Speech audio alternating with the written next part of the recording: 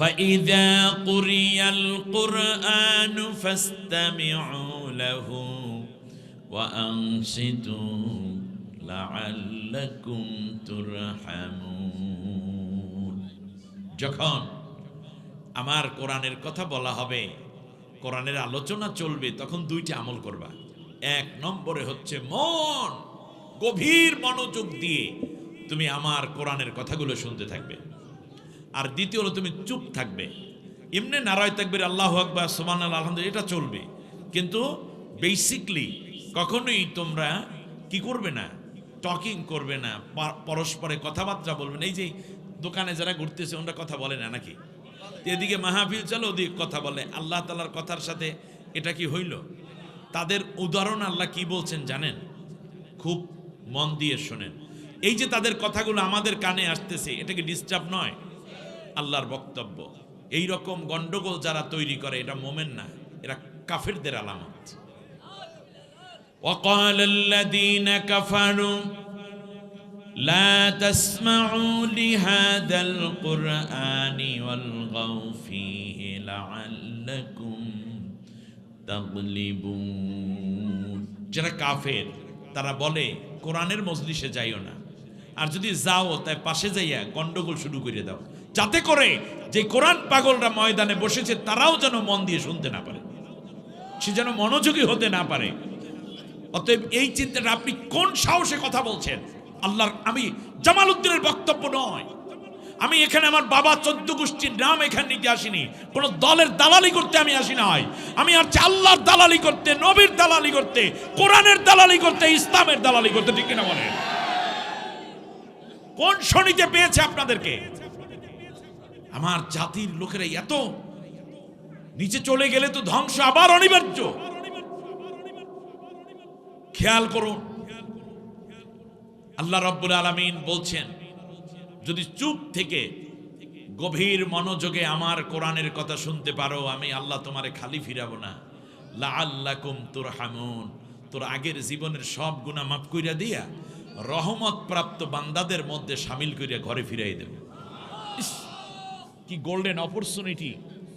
এত বড় মর্যাদা যে আল্লাহ আমাদেরকে দিলেন, সেই আল্লাহর কথা বাদ দিয়ে আপনি মূর্খ লোকদের সাথে, আপনি গিয়ে দেখেন এখানে কিছু লোক আছে নামাজ পড়ে না, রোজা রাখেন, হাতের মধ্যে বিড়ি, তার সাথে একটা এমএ পাস ছেলে কথা বলতেছে দাঁড়াই দাঁড়িয়ে। আরে কথা তো বলতে পারো, কিন্তু এখানে আল্লাহর কোরআনের কথা হচ্ছে, সেই কথা বাদ দিয়ে তুমি এই মানুষটার সাথে কথা বলো কেন, যার নামাজ নাই, রোজা নাই। এমনও লোক আছে যারা দেখবেন যে এমন অবস্থায় পড়ে আছে যে আজকে পায়খানা প্রস্রাব থেকে পবিত্র হইবে সেই রকমও অনুভূতি তার নাই, অথচ একজন নামাজি তার সাথে গল্প করতেছে কোরআনের মাহফিল রেখে। এরকম আছে না? নাই? আছে। যেই লোকেরা এখানে এরছেন কিন্তু ময়দানে নাই, তাদের জন্য তো আল্লাহর অনেকগুলো দুঃসংবাদ রয়েছে। আর যারা চলে আসছে তাদের জন্য আল্লাহ তাআলার জান্নাতের সুসংবাদ। ফামান তাবিআ হুদায়া ফালা খাউফুন আলাইহিম ওয়ালা হুম ইয়াহজানুন। যারা আমার কোরআনের অনুসরণ করবে তাদের জন্য কোনো ভয় নাই, না আছে তাদের জন্য কোনো দুশ্চিন্তা। সুবহানাল্লাহ বলেন। আর যারা কোরআন অনুযায়ী চলল না তাদের ব্যাপারে আল্লাহ বলছেন, ওয়াল্লাযীনা কাফারু ওয়া কাযযাবু বিআয়াতিনা উলাইকা আসহাবুন নার হুম ফিহা খালিদুন। আর যারা আমার কোরআনের কথাগুলোকে অস্বীকার করলো, মিথ্যা প্রতিপন্ন করলো, এতক্ষণ যা বলছি আমার কথা বলছি না, আল্লাহর কোরআন থেকে বলছি। কথাগুলোকে যদি মান্য করতো কেউ, তাহলে কি রাস্তায় থাকার কথা? জোরে বলেন, রাস্তায় থাকার কথা। কোরআনের বাইরে কোনো মতে যাওয়ার কথা, কোনো ইজমে যাওয়ার কথা, মতাদর্শে যাওয়ার কথা, কোনো দলে যাওয়ার কথা। তাহলে যদি এটাই হয়, আল্লাহ তাআলা বলছেন যারা আমার কথাকে অমান্য করবে, অস্বীকার করবে, মনে রাখবা তাদের জন্য জাহান্নাম, অনন্তকাল তারা জাহান্নামেই পড়ে থাকবে, দোজখী হয়ে যাবে। তখন আল্লাহ তাআলা অন্য আয়াতে আবার এই কথা আল্লাহ আরো জোর দিয়ে বলেছেন, ওয়ালা ইয়াদখুলুনাল জান্নাতা হাত্তা ইয়ালিজাল জামালু ফি সাম্মিল খিয়াত। একটা সুয়ের ছিদ্র দিয়া উট প্রবেশ করা যেমন অসম্ভব, আমার কোরআনের সাথে যাদের জীবনের মিল নাই সে এমপি হোক, মন্ত্রী হোক, ডিসি হোক, এসপি হোক, প্রাইম মিনিস্টার হোক, পলাতক হোক, সামনেরটা হোক, বর্তমানে হোক, আলেম হোক, পীর হোক, বুজুর্গ হোক, ছাত্র হোক, ছাত্রী হোক, কলেজ ইউনিভার্সিটি পড়ুক, মাদ্রাসায় পড়ুক, আমি এত কিছু বুঝি না, কোরআনের সাথে যার সম্পর্ক নাই তারা কোনোদিন জান্নাতে যাবে না। যত এমনকি একটা সুয়ের ছিদ্রি দিয়ে উট প্রবেশ করা যেমন অসম্ভব, এই মানুষটা জান্নাতে যাওয়া তেমন অসম্ভব। বলেন তো, উট একটা সুয়ের ছিদ্রি দিয়ে উট প্রবেশ করতে পারে? পারে না। ঠিক তেমনই যারা কোরআনের পক্ষে নাই তারা জান্নাতে যাওয়া কোনোদিনও সম্ভব হবে না। আসুন না আমরা আজকে সুন্দর করে কোরআনের সেই কিছু কথা বলি যে কথাগুলো আল্লাহ নবী সাল্লাল্লাহু আলাইহি ইসলামের নবুয়াতের 10ম বছরে মেরাজে নিয়ে যত্ন সহকারে আল্লাহ তাআলা নবীকে দান করেছেন। সুবহানাল্লাহ। কোন বছর? নবুয়াতের 10ম বছর। এর উপর ভিত্তি করি আজকের আলোচনাটা। কিন্তু আপনারা কয়টা পর্যন্ত? 11টার পর তো নোয়াখালীর মানুষের ওয়াজ শোনে না। আজকে 11:30 পর্যন্ত যাওয়া যাবে? এখন বাজে কত? 10:30। বরাবর 1 ঘন্টা ইনশাল্লাহ। তাহলে এখন থেকে আমরা কোরআনের সাথী হয়ে যাব, ঠিক আছে? 60 মিনিট নড়াচড়া করবেন না, ঠিক আছে? বসছেন তো ঠিক মতোই? এই ইয়ে কোথায় আমাদের রাফিক ভাই কোথায়?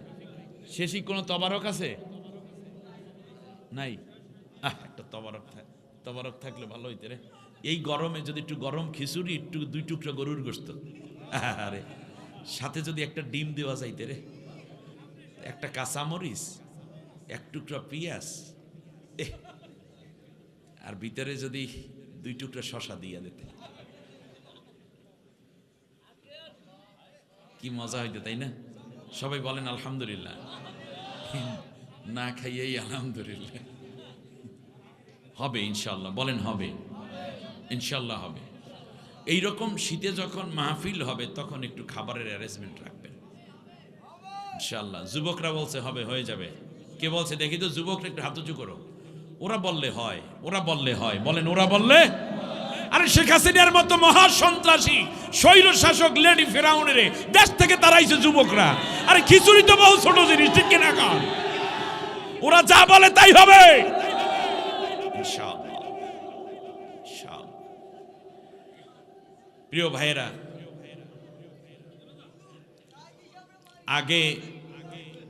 আগে চিন্তা করতাম, আগে বক্তারে টাকা দিয়ে আনতো, যাতায়াত খরচ দিয়ে। আমার তো মনে হয় আর কয়দিন পর এমন হবে শ্রোতাদেরকে অ্যাডভান্স দিয়ে আনা লাগবে। ভাব ভালো না, বাতাস উল্টেই যাইতেছে ভাই। শ্রোতা কাছে 3 ভাগ হইয়া। স্বৈর শাসক যখন ক্ষমতায় ছিল, কষ্ট হচ্ছে আপনাদের? লেডি হিটলার যখন ক্ষমতায় ছিল তখন মাহফিল টাহাফিলে বহুত ঝামেলা হইতে। জামাত ইসলামী, বিএনপি, আওয়ামী লীগ, এই 3 গ্রুপ মাহফিলে হাজির থাকতে। কেন হাজির হইতো? আওয়ামী লীগ যাইতে সরকারের বিরুদ্ধে কি কয় এটা শোনার জন্য। জামাত ইসলামী যাইতো মাজলুমদের পক্ষে কোনো কথা বলে কিনা হুজুর একটু শুনি, কলজাটা একটু শান্তি পাইতে। আর বিএনপির বাইরে যাইতে এই জন্য যে সরকারের কোন জায়গা দিয়ে খোঁচাটা মারে দেখি হুজুর একটু মজা লম্বা, ঠিক না? 3 গ্রুপ 3 কারণে যাইতে। জামাতের লোকেরা যাওয়ার উদ্দেশ্য হইল দেখি সাইদি সাহেবের পক্ষে একটু কথা কয় কিনা। আহারে আমরা একটু মিছিল করতে পারি না, মিটিং করতে পারি না, বৈঠক করতে, যাক এই মাহফিলটা কমপক্ষে কিছু কোরআনের কথা শুনে আসে, ইমানটা তাজা হবে। আর যদি একটু খোঁচামাটিয়ে কথা কইতে পারে, এরপরে আবার জোতা টোতা কাছেই রাখতে, দূরে রাখতে না। যদি আওয়ামী লীগের কেউ উল্টাপাল্টা করে, এমনি তো মারার একটা জুম ঝাল আক্রোশ আগেই আছে। মাহফিল উপলক্ষে যদি বানানটা দেওয়া যায়, অসুবিধা কি? কেটা জোতা মারছে, কেটা দেখছে মেয়া, এরকম একটা কাজ যদি করা যায়, এরকম একটা চিন্তা করে দিতে। আওয়ামী লীগের লোকজন ভাইরা যারা আছেন তারা চিন্তা করে হুজুরের আগেই সাইজ করা দরকার, বললে রাখা দরকার, সরকারের বিরুদ্ধে যেন না যায়, টেন্ডারবাজির বিরুদ্ধে যেন না যায়, হেফাজতের শাপলা চত্বরের কথা যেন না বলে, হ্যাঁ 28 অক্টোবরের কথাটা যেন না, সাইদির পক্ষে যেন কোনো কথা না বলে। সাইদি সাহেবের নাম নিয়ে ওয়াজে দোয়ায় পর্যন্ত দোয়া করতে দেয়নি, ঠিক কিনা বলেন? এবারে শোনেন, তাহলে জামাতের লোকেরাও কিন্তু মাহফিলে কি হাজির, লক্ষ লক্ষ মানুষ, হাজার হাজার। বিএনপির লোকজনও কি, বিএনপির লোকেরা তো মনে করেন জামাতের দর্শন এবং চিন্তায় তো আর তারা চলে না, তারা চলে, তাদের একটা আইডিওলজি আছে, কিন্তু ইসলামের প্রতি যথেষ্ট দরদ আছে, ভালোবাসা আছে। আর দুইও দলে যেহেতু মারি খাওয়া পার্টি, এই দিক থেকে তো কমপক্ষে ঐক্য হয়েছে, ঠিক কিনা? তুইও জালে আমিও জালে, কি আছে জীবনে, ঠিক আছে কিনা? মামলার নথিতে দুইও দলের নাম আছে সমানে, এই কারণে একটা মহব্বত ছিল। যাওয়ার সময় জমাতের ভাই ডাকতে, ওই মুন্সি সাহেব মাহফিলে যাইবেন, খাই ভাই জামু তো জামু, পাঞ্জাবি না কোনো চিন্তা নেই, পাঞ্জাবি আমারটা দিব মনে আসেন আপনি, টুপি না, আরে ভাই কোনো টুপি দরকার নেই, টুপি আমারটা দিয়ে দিলাম, লট চল। দুইও দল, তাহলে এক দল আসতে তাদের বিরুদ্ধে কি বলে শোনার জন্য, আর এক দল আসতো, আর এমনি তো আসতো মানে মঞ্চ টঞ্চ তাদের দখলে থাকতে চাই, বেশ কথা বোঝেন নাই, এলাকার যুবলীগ, ছাত্রলীগ, আওয়ামী লীগ, এই লীগ সেই লীগ, যত লীগ আছে সব চারিপাশে ভরা। এজন্য হইল আবার মাহফিল আয়োজক যদি জামাতের কোনো লোকজন বিএনপির হয়, তাহলে তো খাওয়া দাওয়া ফ্রি খাইয়ে যেতে। আমি কি ভুল বলতেছি মনে হয়? কি কয় 16 বছর মেয়ে, যেন তেন একটা টাইম নাকি, কত খাওন জোড়া খাইছে। আবার পুলিশও আইয়ে পড়তে, খাওন ফ্রি। এমনও আছে পুলিশের টাকা দিয়ে তারপরে থানায় টাকা দিয়ে মাহফিল করার লাগবে।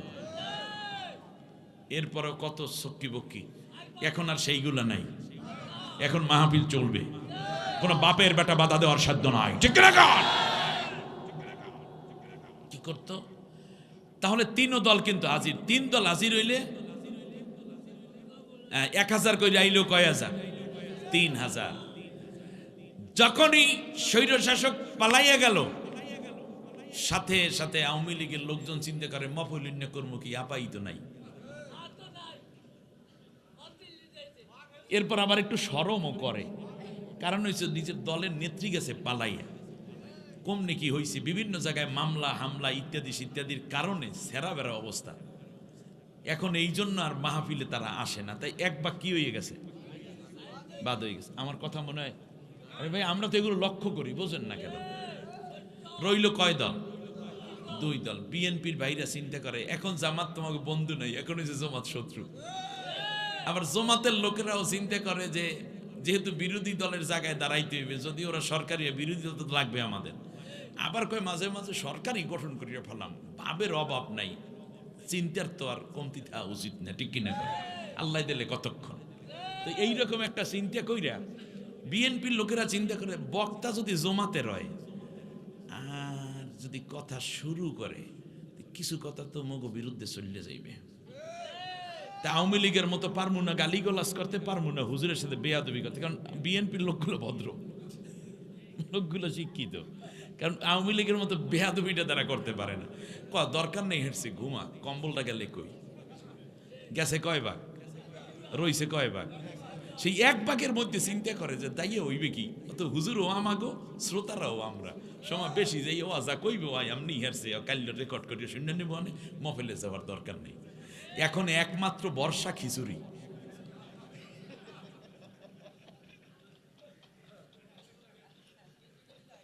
আমি কি কিছু কথা বুঝাইতে পারছি?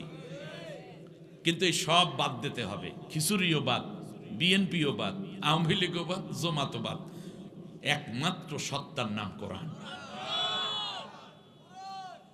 এই কোরআনের কথা সকলের জন্য, আওয়ামী লীগের জন্য ফরজ, বিএনপির জন্য ফরজ, জামাতের জন্য, চরমনার জন্য, হেফাজতের জন্য, ডানপন্থী, বামপন্থী, ডানপন্থী, নূর হক, নূর হইতে শুরু কইরা যা আছে এনসিপি, সবার জন্য কোরআন মানা ফরজ, ঠিক কিনা? গান ইন্নাল্লাযী ফারাদা আলাইকাল কোরআন, আমি আল্লাহ তোমার উপরে কোরআন ফরজ করে দিয়েছি।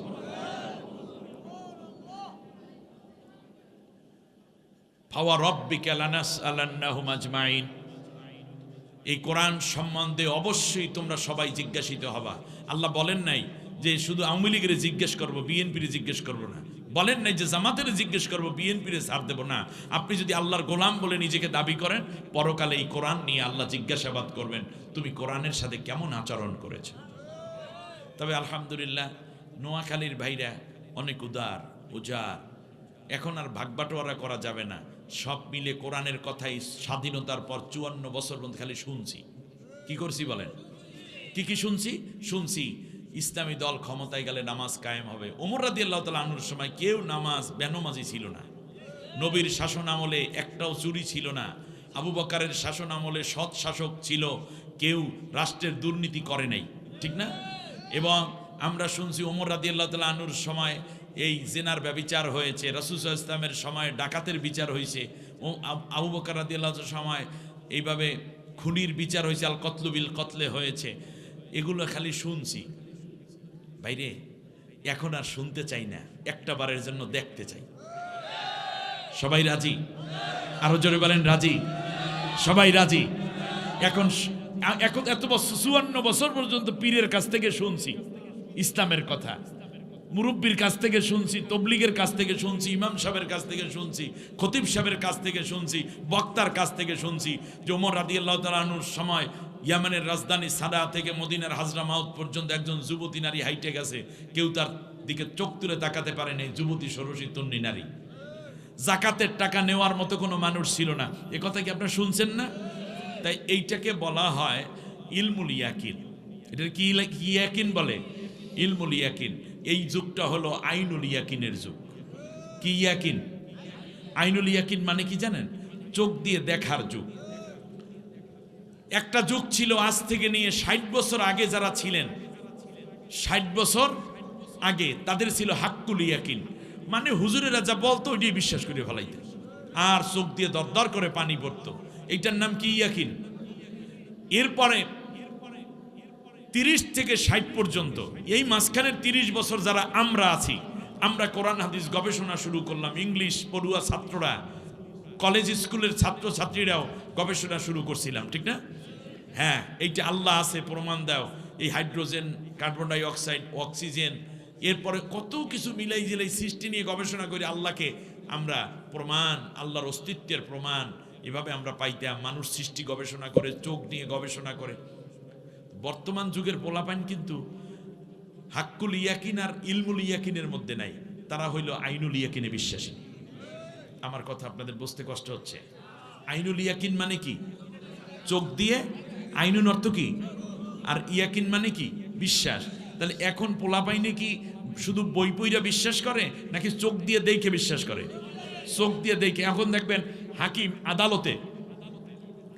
আদালতে আগে সাক্ষী দিলি, সাক্ষ্য দিলি, হাকিম বিশ্বাস করতো। 60 বছর আগে মুরব্বী মানুষ কইছে, উনি মিথ্যা কয় নাই। এরপরে আসলো কাগজপত্র, দলিল আদিল্লা দেন, কি কি এভিডেন্স দেন, কাগজপত্র দিয়ে প্রমাণ করলেন। আর এখন মোবাইল দিয়ে প্রমাণ করে। দেখেন স্যার, সেখানে যে কোপটা দিল, এই যে ভিডিও।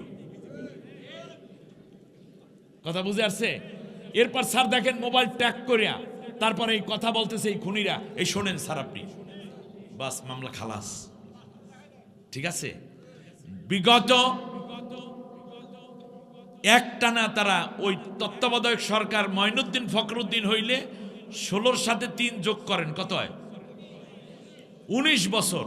19 বছর পর্যন্ত একটানা বুঝানো হইল জাতির পিতা শেখ মুজিবুর রহমান, উন্নয়ন শেখ হাসিনা, দেশের উন্নতি তারা, মাথাপিছু আয় তারা, ব্যাংকের টাকা তাদের, এরপরে বাপ বেটির ছবি দিয়ে ভরপুর, ক্লাস 1 থেকে দইরা MA পর্যন্ত বইয়ের পৃষ্ঠায় পৃষ্ঠায় এই সব তাদের লেখা, ঠিক কিনা? টেলিভিশন খুললে তারা, রেডিও খুললে তারা, পত্রিকা খুললে তারা, বইয়ের পড়ায় তারা, ভাইবা বিসিএসে তারা, এরপরে ভর্তি পরীক্ষায়, এডমিশন টেস্টে তারা। আচ্ছা, আমি আপনাদেরকে একটা কোশ্চেন করি, দেখবেন আপনার বুঝটা কেমনে তৈরি হবে, আপনি বুঝবেন নতুন প্রজন্ম কি চায়। দেখেন 16 বছর 18 বছর আগে যেই বাচ্চাটা প্রথম স্কুলে ভর্তি হইতে গেছে, তখন তার বয়স কত? 5 বছর। 5 বছরই বাচ্চারা ভর্তি হয়। এই 18-র সাথে 5 যোগ করেন, কত হয়? 23 বছর। তাহলে তাদের বয়স 23 হয়েছে না? মানে 18 বছর আগে ভর্তি হয়েছে, 18-র সাথে ভর্তি হয়েছে সেদিন তার বয়স 5 বছর। 18 আর 5 কত? 23 বছর। আচ্ছা বলেন, এই 23 বছরের বাচ্চারা যারাই পড়ালেখা করছে সবাই পড়ছে কি?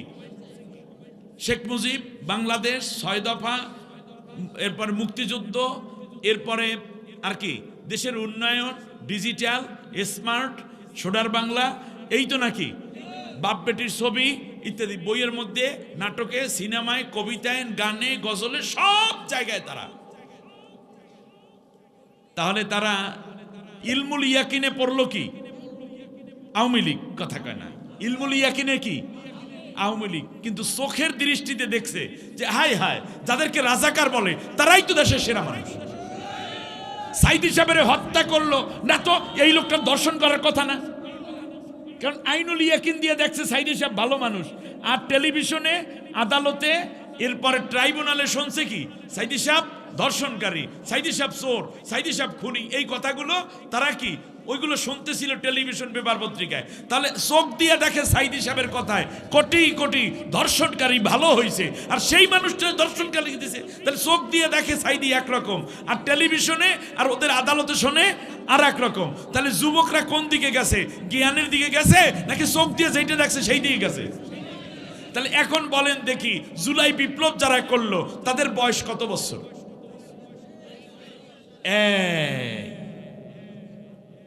এর মানে এই প্রজন্ম যা চোখ দিয়ে দেখে সেইটা বিশ্বাস করে, অতএব তারা চোখের দৃষ্টিতে আনতে চায়। এই জন্যই দেখবেন 4টা ইউনিভার্সিটিতে ছাত্র সংসদের নির্বাচন হয়েছে, সেখানে ইসলামপন্থীদেরকে ওই ইউনিভার্সিটির ছেলেগুলো, অনার্স মাস্টার্সে পড়ে মেয়েগুলো, ওরা কি মেধাবী নাকি মেধাশূন্য? কম মেধাবী না বেশি মেধাবী? ওরাই আগামী দিনের বাংলাদেশ, ঠিক না? আজকে বাংলাদেশ যারা বড় বড় নেতৃত্ব দেয়, ডিসি, এসপি, ওসি, সেখান থেকে ধরে কমিশনার হয়ে আপনারা যাই বলেন, সচিব টসিব, সবই তো ম্যাক্সিমাম ওই ইউনিভার্সিটিগুলো থেকে ফারেক হওয়া, পাশ করা। তা আজকে যারা ইউনিভার্সিটিতে পড়ে তারা আগামী দিনের নেতা না? তাহলে সেই মেধাবী ছেলেরা শোনে একরকম, চোখে দেখে আর একরকম। এই জন্য তারা চোখে যেইটা দেখে যে ইসলাম ভালো, ইসলামপন্থীরা ভালো, ইসলামী ছাত্র সংগঠনের ছেলেরা ভালো, এই চিন্তা করে করে তারা কিন্তু 4 ইউনিভার্সিটিতে আইনুল ইয়াকিনকে বিজয় দিয়ে দিয়েছে। আমরা নতুন প্রজন্ম চাই চোখে যেইটা দেখবে সেইটার উপর ভিত্তি করে। অতএব আগামী দিনে নতুন প্রজন্মরা চায় আমরা আর কোরআন শুধুমাত্র পইরা আর কিচ্ছা কাহিনী জানতে চাই না। যেই কাহিনী কোরআন বলেছে, যেই কাহিনী হাদিস বলেছে, যেই কাহিনী ইসলামের ইতিহাস এতদিন শুনলাম, এখন আমরা সেটা দেখতে চাই। ওই দেখার নাম আইনুল ইয়াকিন, এবং দেখার জন্য একটা পরিবেশ বাংলাদেশে তৈরি হচ্ছে। এই জন্য সব দল দেখা শেষ, আগামীতে হবে আল কোরআনের বাংলাদেশ। আইনুল ইয়াকিন, আইনুল ইয়াকিনের উপরে কোনো ইয়াকিন নাই। এজন্য আল্লাহ রাব্বুল আলামিন নবীকে মেরাজ করাইছে। আল্লাহ রাব্বুল আলামিন বলেন, সুবহানাল্লাযী আসরা বিআবদিহি লাইলাম মিনাল মাসজিদিল হারাম ইলাল মাসজিদিল আকসাল্লাযী বারাকনা حوله لنريه من آياتنا إنه هو السميع البصير سبحان الله আল্লাহ রাব্বুল আলামিন বলেন, আমি আল্লাহ সেই মহান সত্তা যিনি সব ধরনের দুর্বলতা ও অক্ষমতা মুক্ত এবং পবিত্র। আমার গোলামকে আমি আল্লাহ রাব্বুল আলামিন মেরাজ করাইলাম। মেরাজ করানোর উদ্দেশ্য ছিল একটা, আইনুল ইয়াকিন প্রতিষ্ঠিত করা, লিনুরিয়াহু মিন আয়াতিনা, যাতে আমি আমার কুদরতি আয়াতগুলো, নিদর্শনাবলী তাকে দেখাতে পারি। দেখে কি দিয়া? কথা কয় না, দেখে কি দিয়া? তাহলে আল্লাহর নবীকে আল্লাহ রাব্বুল আলামিন মেরাজ করালেন, কারণটা কি? কোরআনের মতো ইলম তাকে দান করেছেন। এটা হলো ইলমুল ইয়াকিন, ঠিক না? ইলমুল ইয়াকিন নবীর রেডি, হাক্কুল ইয়াকিন নবীর রেডি। তার কারণ আল্লাহকে না দেখি, আল্লাহকে বিশ্বাস করলেন, পরকাল আছে কিন্তু দেখি নাই, এরপরেও বিশ্বাস করলাম। আরশ আছে দেখি নাই কিন্তু বিশ্বাস করলাম। বেহেশত আছে দেখি নাই কিন্তু বিশ্বাস করলাম। এইটার নাম হলো হাক্কুল ইয়াকিন। এইটার নাম কি? নবী হাক্কুল ইয়াকিনে পাস। হাক্কুল ইয়াকিনে পাস। কোরআন নাজিল করে আল্লাহ রাব্বুল আলামিন ইলমুল ইয়াকিনে পাস করাইয়া দিলেন। কিন্তু চরম বিপদ এবং কঠিন বিপদ যখন নবীর উপর দিয়ে যাচ্ছে, আল্লাহ রাব্বুল আলামিন বললেন, নবী, দুনিয়ার বুকে আমি আল্লাহ সুবহানাহু ওয়া তাআলা তোমাকে দুইটা ইয়াকিন দিয়ে পাস করাইয়া দিলাম। এবার জ্ঞানের মজবুতির জন্য এবং ইলমের মজবুতির জন্য, হাক্কুল ইয়াকিনের মজবুতি, ইলমুল ইয়াকিনের মজবুতির জন্য আমি তোমাকে আইনুল ইয়াকিনটা করাইয়া দেই। ও নবী গো, তুমি চলে আসো, আমি আল্লাহর কাছে লেনুরিয়াহু, যেন তুমি দেখতে পারো। সুবহানাল্লাহ, যেন তাকে দেখানো যায়। সেই জন্য তাই দেখতে হলে কি ইয়াকিন তৈরি হবে? যেই নবীকে আল্লাহ আরশে নিলেন, ওই আরশের উপর তো নবীর বিশ্বাস আছে। বিশ্বাস আছে মানে এটা কোন ইয়াকিনে গেল? হাক্কুল ইয়াকিনে। সেই হাক্কুল ইয়াকিনের বর্ণনা দিয়ে আল্লাহ কোরআন নাজিল করে দিলেন, বললেন এটা ইলমুল ইয়াকিন। কিন্তু নবী, আমি আল্লাহ চাই তোমার ইয়াকিনকে পূর্ণ করে দিতে।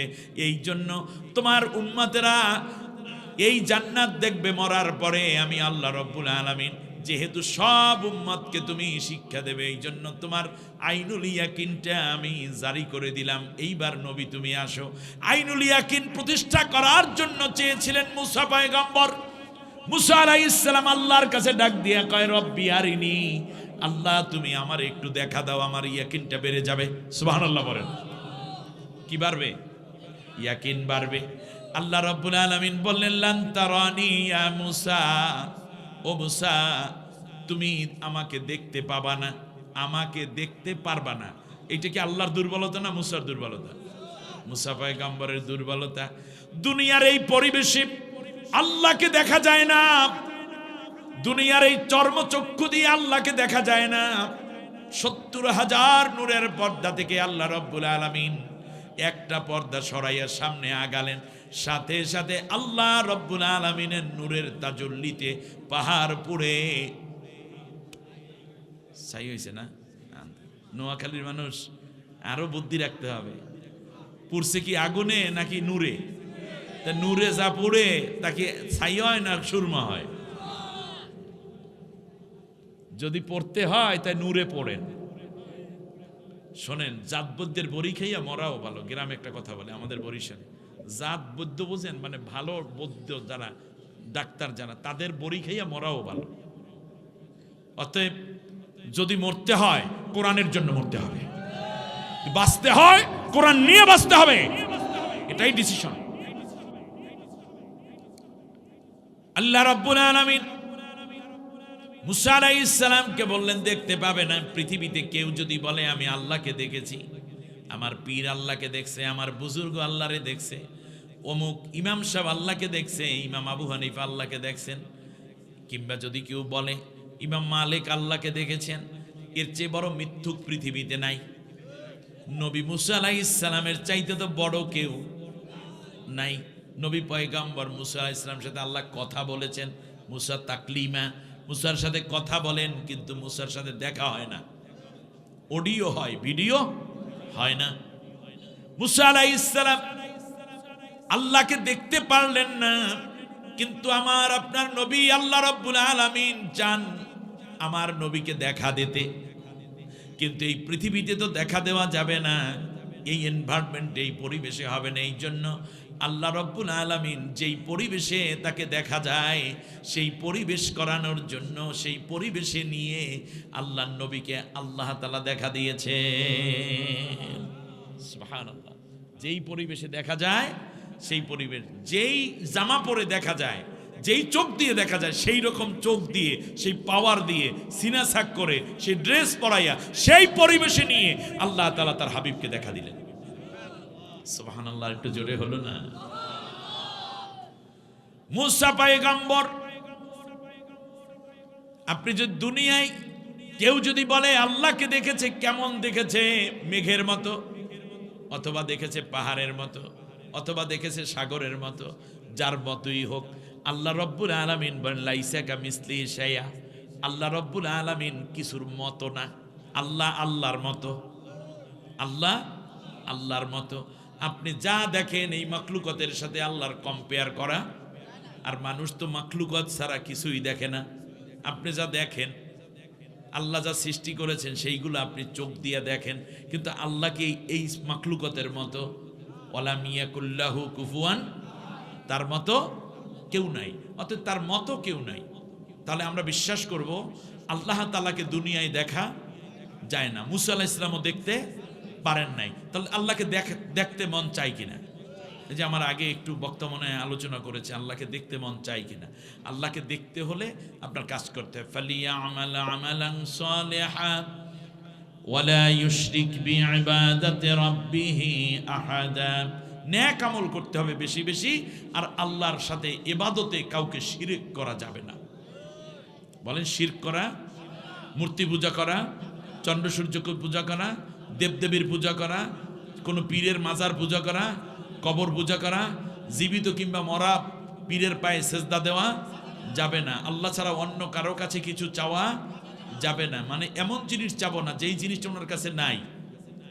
অর্থাৎ যেমন সন্তান চাওয়া, সন্তান দেওয়ার মালিককে। কিন্তু আপনি যদি নেতার কাছে গিয়ে বলেন নেতা চাল দেন 1 বস্তা, এটা তো চাওয়া যায়, কারণ আপনি জানেন 500 বস্তা চাউল আসছে, তার মধ্যে আমার নামও আছে। আপনি যখন বুঝবেন, মাসলাটা বুঝেন, আপনি যখন জানবেন যে এই জিনিসটা ওনার কাছে আছে, তখন ওই জিনিসটা ওনার কাছে চাওয়া জায়েজ। কিন্তু যেই জিনিস তার কাছে নাই, যে জিনিস আল্লাহর হাতে একান্তই, সেই জিনিস কোনো ব্যক্তির কাছে প্রার্থনা করা কি? শেফা দেওয়ার মালিককে, কিন্তু ঔষধ দেওয়ার মালিককে? ডাক্তার। ইয়েস, ঔষধ দেবে ডাক্তার, ফার্মেসি ওলাই, কিন্তু মুক্তি দেবেন কে? রোগ মুক্তি দিবেন কে? তো এখন ডাক্তারকে যদি বলে যে ডাক্তার আমার শেফা দেন, যদি কেউ বলে যে ডাক্তার আছে বলে আমি সুস্থ হয়েছি, আন্নালি শেষ। তার ডাক্তার অসুস্থ হয় কার কথায়? কথাটা বুঝছেন কিনা? এই যে আমাদের দেশে যে পালাইয়ে গেল এই মহিলা, বলছে যে আমরা, আমাদের সময় তো মানুষের হায়াতই বাড়িয়ে গেছে, হায়াত বাড়াই দিয়ে যায়। আহা, নিজে কয়দিন আছে ক্ষমতায় জানেন। এবারে আসেন, এই যে অতিরিক্ত অতিরঞ্জন, এগুলো থেকে আমাদেরকে সেফ থাকতে হবে। আল্লাহ আমাদেরকে হেফাজত করুন।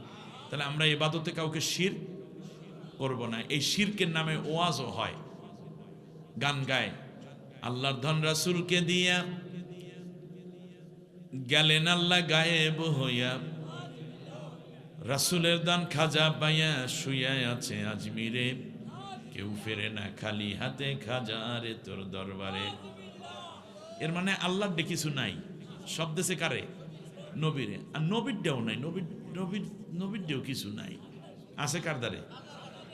এই জন্য খাজার কাছে যাই, এ খাজা মেরি মতলব কো পুরা কর দিয়া, খাজা তুমি আমার মনের আশা। এগুলো কি শিরক নয়? আমরা একমাত্র কার ইবাদত করি? ইয়াকা না'বুদু ওয়া ইয়াকা নাস্তাইন। তোমার ইবাদত করি, তোমার কাছেই সাহায্য চাই। আর তুমি কে? কুল হুয়াল্লাহু আহাদ। সেই আল্লাহ কয়জন? যার কাছে চাই তিনি কয়জন? আর তিনি কেমন? আল্লাহুস সামাদ। তিনি হচ্ছেন দাতা। সব মানুষ মাখলুকাত তার কাছে চায়, তিনি মানুষের কাছে, মাখলুকাতের কাছ থেকে কিছুই নেন না। এজন্য তিনি সামাদ। সামাদ মানে কি? যিনি দাতা, কিন্তু সব মানুষ যার কাছে ধর্ণা ধরে, সব মাখলুকাত তার কাছে চায়, মাখলুকাতের কাছে কিছু চায় না যিনি, তাকে বলা হয় সামাদ।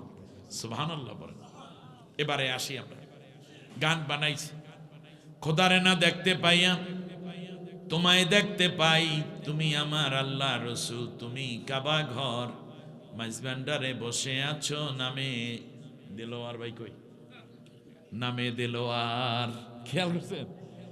যে খোদারে তো দেখি না, মুরিদ বলতেছে গানে পীর সাহেবকে, খোদারে তো দেখি না, তোমায় দেখতে পাই, তুমি আমার আল্লাহ। পীরকে বলতেছে তুমি আমার আল্লাহ, তুমি আমার রসুল, তুমি কাবা ঘর। এ ব্যক্তির ঈমান আছে? পীরকে বলতেছে আল্লাহ, রসুল, কাবা ঘর। আবার কেমন কাবা? দয়াল বাবা কেবলা কাবা, আয়নার কারিগর, আয়না বসাইয়া দাও মোর কলবের ভেতর। দেখছেন? তুমি যেমন তেমন কাবা না, তুমি কাবারও কাবা, কেবলারও কাবা। নাউজুবিল্লাহ বলেন, কেবলারও কাবা। এরপর আবার গান বানাইছে, শোনো দরবারি ভাই, হজ করিতে মোরা মাইজবান্ডারে যাই। হজ করতে যায় কোথায়? আমরা যাই মক্কা মদিনা, মুসলমানরা। তারা যায় কোথায়? মাইজবান্ডারে গেলে পরে আল্লাহ নবী দেখতে পাই, শোনো দরবারি ভাই, হজ করিতে মোরা নাউজুবিল্লাহ বলেন। আবার গান বানায় আল্লাহ এবং আল্লাহর রসুলের কথা বাদ দিয়া। তারা যে কথাগুলো করলো এতে লক্ষ লক্ষ মানুষ মুশরিক হচ্ছে, ঠিক কিনা বলেন? আমরা কি এই কথাগুলো বিশ্বাস করব? গান বানাইছে, মরণকালে ঢোলবাসি বাজাইও দরবারি ভাইও, মরণকালে ঢোলবাসি বাজাইও। মরণকালে আল্লাহ নবীর নাম না, বরং কি ঢোল আর বাসি। কলেমা কালামো ভাই কোনো কিছু দরকার নাই, মুর্শিদ কিবলার গুণ কীর্তি গায়ো তরিকার ভাইও, মরণকালে বাসি বাজাইও। চিন্তা করা যায়? কলেমাও দরকার নাই। কলেমা মানে কি? লা ইলাহা, এটা বলার দরকার নাই। আর কি দরকার নাই? কালামও দরকার নাই। কালাম মানে কি? কোরআন তেলাওয়াত দরকার নাই। নাউজুবিল্লাহ পড়বেন না। ইসলামের নামে আমার সমাজে এই বদদিনগুলো চালু আছে, এগুলো কি কোনোদিনও ইমানের দিকে ডাকে নাকি জাহান্নামের দিকে টানে? আল্লাহ আমাদের হেফাজত করুন। ওই ভাইদেরকে আল্লাহ হেদায়েত দিন। আরো কত যে ঝামেলা আছে ভিতরে, তা বলতে গেলে 3 দিন তাফসীর লাগবে, আমার দরকার নেই। কিন্তু তাদের এই যে বাউল ফাউল আউল যা আছে, এদের উপরে আমার যথেষ্ট লেখাপড়া করা আছে। হিন্দুরা খায় পঞ্চগব্য, কি খায়? আর তারা খায় পঞ্চরস। পঞ্চরসে রাখাল বেশে ফুটলো ফুল আব্দুল্লাহর ঘরে, চিনতে কয়জন পারে তারে, ধরতে কয়জন পারে। পঞ্চরস আর হলো পঞ্চগব্য। হিন্দুরা পঞ্চগব্য খায়। পঞ্চগব্যটা কি শোনেন? পঞ্চগব্য মানে হয়েছে গরুর লাদা, সোনা, শুনতেছেন?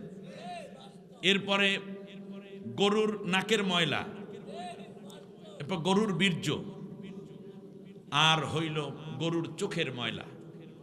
এই 5টা জিনিস নিয়ে এর সাথে কিছু দুধ মাখন ইত্যাদি মিলাইয়া ঝিলাইয়া চিনি টিনি দিয়া তারপরে খাওয়াইয়া দেয়। বিয়ের দিনে বিশেষ করে বর কনেকে যদি এইটা আনন্দের সাথে তারা খায়, তাহলে মনে করতে হবে ওদের বিয়ে ঠিক আছে। ঠাকুর বলে বিয়ে কুল্লু খালাস, ঠিক আছে।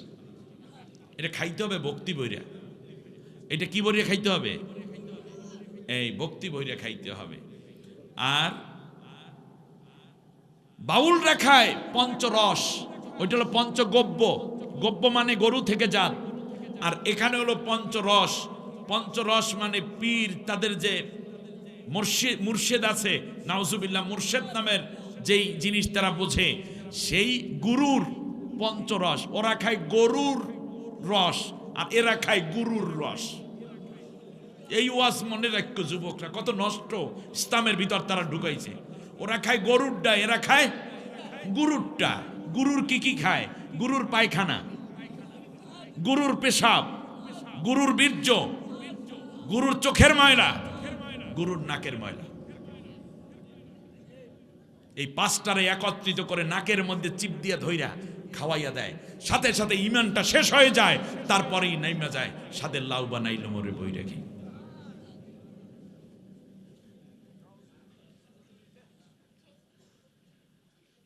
তারা পঞ্চরস।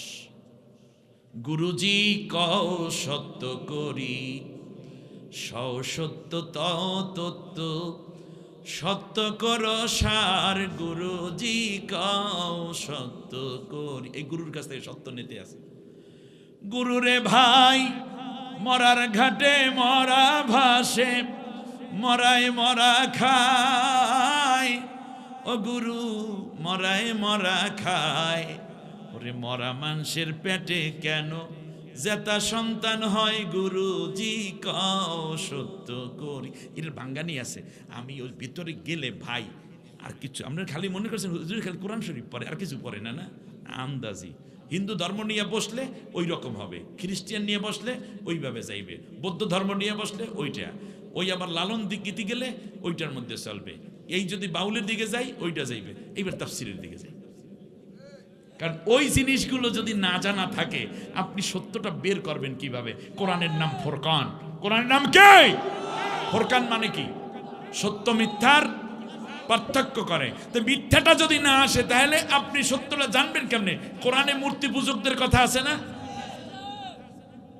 ইব্রাহিম আলাইহিস সালাম যখন গুহার মধ্য থেকে বের হয়ে গেলেন, জাবলে খলিল থেকে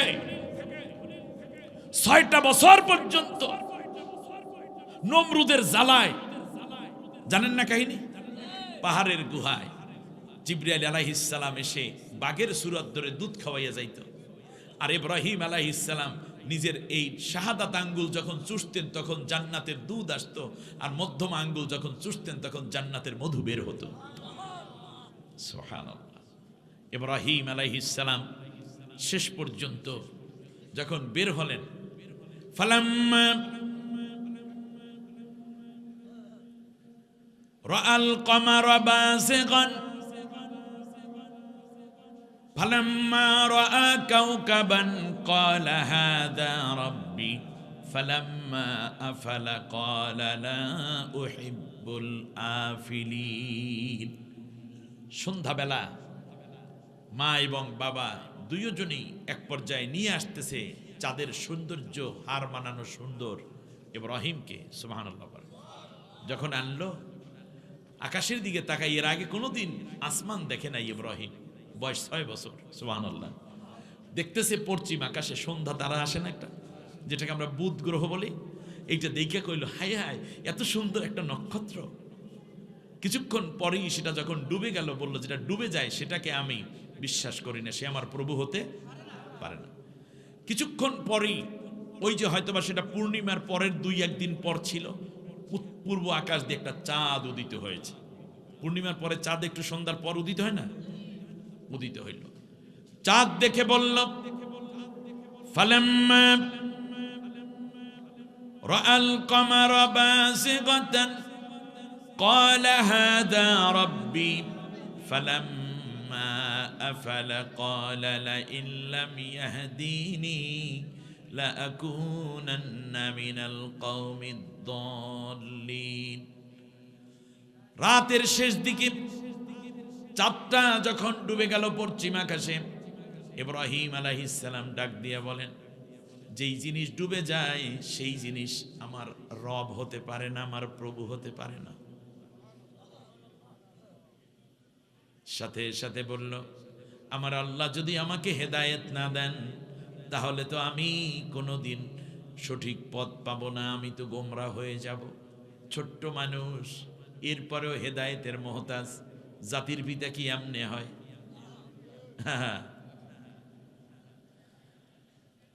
সকাল শুরু হয়ে গেল, পূর্বাকাশী উষা আলো নিয়ে যখন সূর্য উকি দিল, ইব্রাহিম আলাইহিস সালাম বললেন ফালাম্মা রাআশ শামসা বাযিগাতান ক্বালা হাযা রাব্বি হাযা আকবার।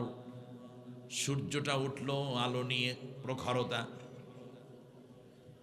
হযরত ইব্রাহিম আলাইহিস সালাম বললেন এটা সবচেয়ে বড়, এইটাই আমার রব হবে। কিন্তু ফালাম্মা আফালাত, মাগরিবের ওয়াক্তে যখন সূর্যটা ডুবে গেল, তখন তিনি বললেন ইয়া কওমি ইন্নী বারিউম মিম্মা তুশরিকুন। আমার জাতির লোকেরা, তোমরা যে চাঁদের পূজা করো, সূর্যের পূজা করো, তোমরা যেই নক্ষত্রের পূজা করো, চন্দ্র দেবী সূর্য দেবীর পূজা করো, এইগুলা থেকে আমি নিজেকে আলাদা করে নিলাম। ইন্নী ওয়াজ্জাহতু ওয়াজহিয়া লিল্লাযী ফাতারাস সামাওয়াতি ওয়াল আরদা হানিফা ওয়া মা আনা মিনাল মুশরিকিন। আমার চেহারা, আমি আল্লাহর দিকে রুজু হয়ে গেলাম, যিনি আসমান জমিনের একচ্ছত্র মালিক। আমি মুশরিকদের অন্তর্ভুক্ত নই। এটাই পার্থক্য করছে না, একটা জিনিস থেকে আরেকটা, হালাল থেকে হারাম পার্থক্য করে। তা হারাম জিনিস উল্লেখ না করলে হালাল বুঝবেন কেমনে? এই জন্য আমাদেরকে এই বাউলের জীবনী পড়তে হয়। এই গুরু আর গরু, গব্য এবং এই রস, পঞ্চরস আর পঞ্চগব্য, এই কাহিনীও পড়া লাগে। সব মিলাইয়া জিলাইয়া এই নষ্টগুলো জানা লাগে, ভালোগুলো জানা লাগে। এরপরে কোনোটা বলা লাগলে বলি, না বলা লাগলে বলি না। কিন্তু বলা লাগলে পাবো কই যদি পড়া না থাকে? ও মনে করছেন এমনিতেই হুজুর হয়ে যায় না? আরে বাইরে, আমার সাথে কয়দিন থাকেন, দেখবেন যে কত পড়ালেখা লাগে। বিশ্বাস করেন, আল্লাহ তাআলা আপনাদেরকেও কোরআন এবং সুন্নাহ বেশি বেশি করে জানার তৌফিক দিন। রাসূল সাল্লাল্লাহু আলাইহি ওয়াসাল্লাম নবুয়তের 10ম বছর, নবী সাল্লাল্লাহু আলাইহি ইসলামের 9ম বছর, যেটা এইটাকে বলে আমালুল হুজন, মানে হচ্ছে শোকের বছর। আমালুল হুজন মানে কি? শোকের বছর। নবীজির শোকে কাটছে। শোকটা কি?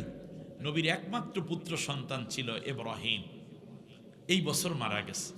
বয়স ছিল 6 বছর। 6 বছরের শিশু বাচ্চাটা, আর মেয়ে আছে 4 জন, একজন জয়নব, রুকাইয়া, উম্মে কুলসুম, ফাতেমা। ছেলে যেটা ছিল মারা গেছে। তো বাবা মরা লাশ কোলের মধ্যে নিয়ে কাঁদতেছে। নবী তো পিতাও, তাই না? মানব নবী, মানুষ নবী, মহামানব নবী। চোখের পানি বেয়ে বেয়ে, দাড়ি ভিজে টপ টপ করে মৃত সন্তানের চেহারার উপরে পড়ছে। নবীজি সন্তানের চেহারায় চুমু খাচ্ছে। এই দৃশ্য দেখে একটা কাফের নিকট দিয়ে হেঁটে যাচ্ছে, নবীর ঘরের দরজা দিয়ে উকি দিয়ে দেখে নবী কান্দে। তখন সে আনন্দ করে বলতেছে, বাতারা মোহাম্মদ, মোহাম্মদের ল্যাস কেটে গেছে, মোহাম্মদের শিকড় কেটে গেছে, মানে ছেলেটা মরে গেছে, মানে মেয়েগুলো বিয়ে হয়ে যাবে আর মোহাম্মদের ইসলামও শেষ। তার কারণ ছেলে যেহেতু নাই, ওর বংশে আর কোনো প্রদীপ দেওয়ার কেউ নেই। শোকের উপরে গালি, কষ্ট লাগে কি লাগে না? এই বছরই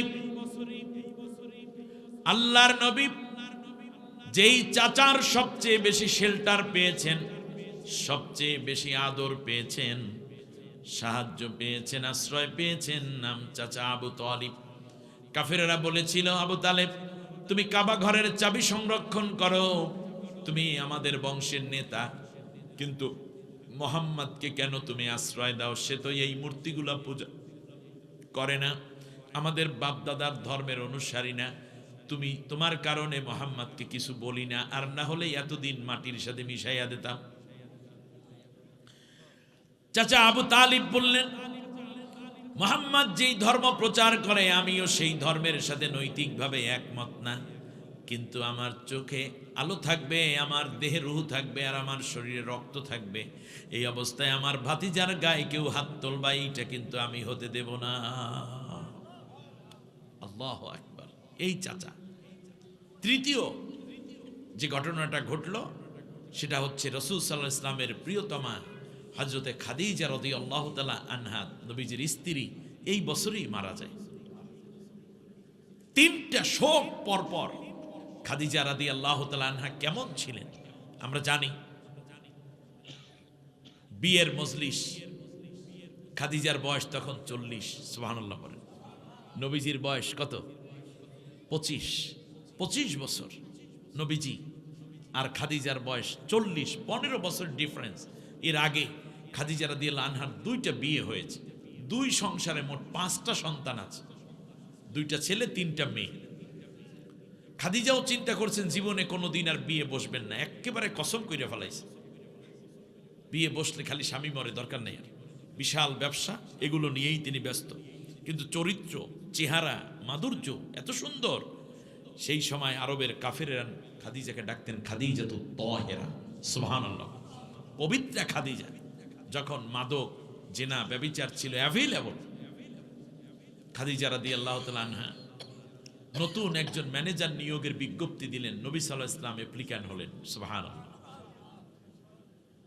আল্লাহর নবীকে, নবীর সাথে কথা বলে খাদিজা রাদিয়াল্লাহু তাআলা আনহা তাকে ম্যানেজারের দায়িত্ব দিলেন। 2 বছরে খাদিজার প্রফিট আগের যে কোনো ব্যবসার বছরের চেয়ে অনেক গুণ বেশি। মাইসারা নামক একজন সহযোগী ছিল। মাইসারা এসে খাদিজাকে বলছেন, পৃথিবীতে মানুষ দেখেছি কিন্তু এর মতো কোনো মানুষ দেখি নাই। আমি তো আপনার ব্যবসার সাথে বিগত 20 বছর ধরে আছি, একটা পয়সা আত্মসাৎ করে না, এবং মানুষের সাথে কথা কম বলে, কিন্তু যা বলে প্রত্যেকটা কথা অনুসরণ করার মতো। যখন সে চলতে থাকে, মরুভূমির মধ্যে দিয়ে হেঁটে যায়, একখণ্ড কালো মেঘ এসে তাকে ছায়া দিতে থাকে। গাছের নিচে বসলে গাছের পাতাগুলো তার দিকে নুয়ে পড়ে। এমন কি মানুষ হয়? খাদিজা রাদিয়াল্লাহু তাআলা আনহা তাওরাত ইনজিলে এক্সপার্ট ছিলেন, ভালো নলেজ ছিল তার। আখিরি জামানার পয়গম্বরের চরিত্রের সব বৈশিষ্ট্যগুলো নবীর ভেতরে দেখতে পেলেন খাদিজা।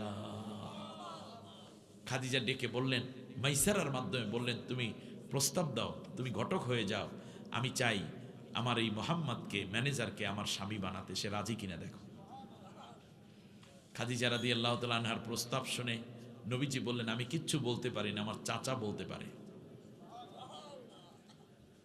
এই যুগের পোলাপাইন হইলে কি কইতো, এত বড় ধনী, বিয়ে করুন, বাবাই কি বলে না বলে। পোলাপাইনে বিয়ে করে, জিজ্ঞেস করে তোমার বাবাই জানে, বাবাই বোঝে কি, বাবাই যদি না বুঝতো বেটা তুই আইলি করতে, এই জন্যই তোর বাপ হইছে সে, কিচ্ছু বোঝে না। মাইয়ারা এই কইয়া ফেলায়, বাপ মা লাগবে কিতে, আসো। আর গান তো একটা গাইয়েই গেছে মমতাজে, বিয়ার দরকার নাই রে বন্ধু, কলমা দরকার নাই, কাবিন দরকার নাই রে বন্ধু, মোল্লা দরকার নাই, দুইজন আর মনে এক হইলে কিচ্ছু দরকার নাই, তা জাদু দিয়ে দেশ বইরে ফেলাইবে, ঠিক কিনা? হ্যাঁ, বুকটা ফাইটে যায় তার। শোনেন, রঙিন এই পৃথিবী ছাড়িতে হইবে, সাদেরে দেহ মাটিতে খাইবে, শূন্য হবে জিন্দেগানি, কার লাগিয়া এত মায়া এত চোখে পানি, ঠিক না? কার জন্য? এই রং রস থাকবে না, রং রস থাকবে না। এখন ওখান দিয়ে ফুক দেয়, আর আমাদের দেশে কিন্তু জিনে ধরা কর্মীরা লাভ দিয়ে ওঠে। বেশি লাফাইও না, অবস্থা ভালো হইবে না। এই রক্তের হিসাব তোমাদেরকে দিতেই হবে। শোনেন, খাদিজা রাদিয়াল্লাহু তাআলা আনহা চাচার কাছে প্রস্তাব পাঠালেন। চাচা শুনে ভীষণ খুশি, আমার অসহায় ভাতিজা যদি খাদিজাকে স্ত্রী হিসাবে পায় তাহলে আর ওর বাকি জীবনটা ভালো কাটবে। বিয়ের মজলিস রেডি, সুবহানাল্লাহ কয় না? আরবের সমস্ত ধনাঢ্য ব্যক্তিরা এবং বিদেশি যত ব্যবসায়ী আছে সবাই উপস্থিত। বিয়ার সুন্দর মঞ্চ সাজিয়েছে খাদিজা। এক লোক দাঁড়িয়ে, ব্যবসায়ী ধনকুবের দাঁড়িয়ে বলল, খাদিজা আপনি বিয়ে করবেন, সেটা আপনার ম্যানেজারকে কেন, সেটা মোহাম্মদকে কেন, আমাদেরকে বিয়ে করেন। আমরা তো জানি আপনি বিয়ে করবেন না বলে প্রতিশ্রুতি নিয়েছেন, তাহলে আমাদেরকে বিয়ে করেন। আমাদের মধ্যে যারা ধনী আছে তাদের কাউকে বিয়ে করেন, কারণ মোহাম্মদের সবকিছু থাকলেও তার তো কি নাই, টাকা পয়সা নাই, সম্পদ নাই। খাদিজা রাদিয়াল্লাহু তাআলা আনহা কিচ্ছু না বলে ঘরের ভিতর চলে গেলেন। গিয়ে সেই সময় শ্বেত পাথরে, সাদা পাথরের মধ্যে লিখে দিলেন, একটা দলিল করে দিলেন যে আমি খাদিজা বিনতে খুয়াইলিদ আমার স্থাবর অস্থাবর যত সম্পত্তি আছে স্বেচ্ছায় সজ্ঞানে মোহাম্মদ বিন আব্দুল্লাহকে উৎসর্গ করে দিলাম। এখনো বিয়ে হইছে? বিয়ে হয় নাই। খাদিজা রাদিয়াল্লাহু তাআলা আনহা যাকে হারালেন নবী, তার কথা একটু বলতেছিলাম, মা বোনরা যেন বুঝতে পারেন। খাদিজা রাদিয়াল্লাহু তাআলা আনহা মজলিসে এসে বললেন, কে যেন বলছিলেন মোহাম্মদের কথা? হ্যাঁ আমি বলছি ম্যাডাম, আসেন একটু। আচ্ছা বলেন, মোহাম্মদ কি আপনাদের এই যারা উপস্থিত আছেন এখানে শিল্পপতিরা, আপনাদের যে আমি যে স্বামী হিসেবে চুজ করেছি মোহাম্মদ বিন আব্দুল্লাহ, আপনাদের চেহারার চেয়ে মোহাম্মদের চেহারা খারাপ না ভালো? উম্মা ভালো চেহারা যদি বোঝাইতে তো মোহাম্মদেরটাই, আমরা কি? আচ্ছা চরিত্র কেমন? বলে চরিত্র যদি বলতে কিছু বোঝায় সেটা মোহাম্মদের মধ্যে পুরোটা আছে, আমরাই তাকে আলামিন, সদিকুল আমিন, সদিকুল আসদাক বলছি। বংশ কেমন? উম্মা আরবের শ্রেষ্ঠতম বংশ, কুরাইশ বংশ। বলে সমস্যা কোথায়? হ্যাঁ পয়সা নাই, মন্টু নাই। আরে মেয়ে আনতে, এইবার পড়ো, এইটা পড়ো। দেখতেছে আমি খাদিজা বিনতে খুয়াইলিদ স্থাবর সব সম্পত্তি দিয়ে দিছি। বলে মোহাম্মদ কি এখন গরিব না ধনী? বলে ধনী। তাহলে মোহাম্মদ আপনি আসেন। মজলিস থেকে তিনি উঠে আসলেন মঞ্চের মধ্যে, পাশাপাশি দাঁড়িয়ে বিয়ে হয়ে গেল। খাদিজা রাদিয়াল্লাহু তাআলা আনহা সমস্ত সম্পদ নবীর হাতে উঠাই দিয়ে বললেন যে আমি আপনাকে সেদিন শুধু লেখার জন্য লিখে দেই নাই, আপনার স্ত্রী হতে পেরে আমি নিজেকে গর্ববোধ করি, ধন্য মনে করি। তার কারণ আপনার চেহারার মধ্যে যে নূর আছে, এই নূরের কথা তাওরাত ইনজিলে লেখা আছে। এই নূর আমার স্বামী হবে, আর এই মানুষটি যদি আমার স্বামী হয় দুনিয়া আখিরাতে আমি ধন্য হব। খাদিজার চিনতে ভুল হয় নাই নবীকে।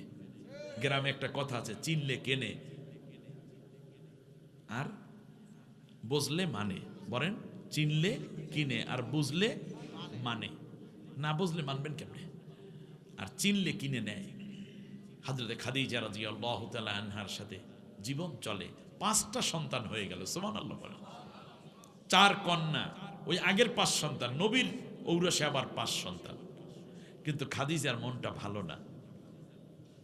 কারণ খাদিজা তো শুধুমাত্র মুহাম্মদকে বিয়ে করে নাই, তিনি আখেরি জামানার নবীকে বিয়ে করেছেন।